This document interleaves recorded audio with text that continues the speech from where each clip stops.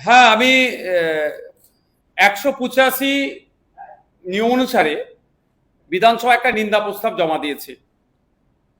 যেভাবে আমাদের দেশনায়ক স্বাধীনতা সংগ্রামের উজ্জ্বল জ্যোতিষ্ক, শুধু বাঙালি নয় দেশের গর্ব, নেতাজি সুভাষচন্দ্র বোসকে নিয়ে যেভাবে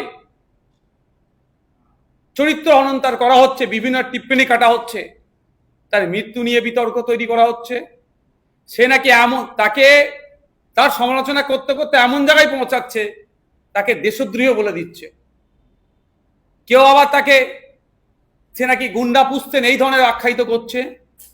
এবং সোশ্যাল মিডিয়ায় যেটা দেখছি, তার ছবিকে নিয়ে বিকৃতি করে, এআই এর সহযোগিতা নিয়ে বা ফর্জ করে, এডিট করে যাচ্ছে তাই করছে।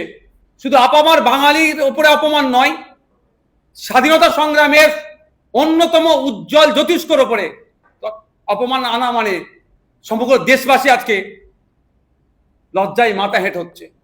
কিন্তু আমরা একটা জিনিস দেখছি, পশ্চিমবাংলা সরকার বলুন, দেশের সরকার বলুন, প্রশাসন বলুন, অদ্ভুতভাবে নিশ্চুপ থেকে যাচ্ছে। এই নীরবতা কবে তারা ভাঙবে, কবে ভাঙবে বলতে পারবো না। কিন্তু আমরা একজন দেশপ্রেমিক হিসাবে, আমার পূর্বপুরুষও দেশ স্বাধীনতা সংগ্রামে অংশগ্রহণ করেছিলেন, স্বাভাবিকভাবে আমি চুপ থাকতে পারি না।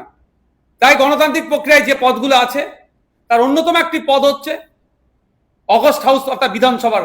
এই বিধানসভার মধ্যে যাতে এই যে কথাবার্তা যেগুলো বলেছেন নেতাজি সম্পর্কে, এটাকে নিন্দা জানিয়ে প্রস্তাব আসুক, তার প্রস্তাবটা আমি নিজে উত্থাপন করেছি।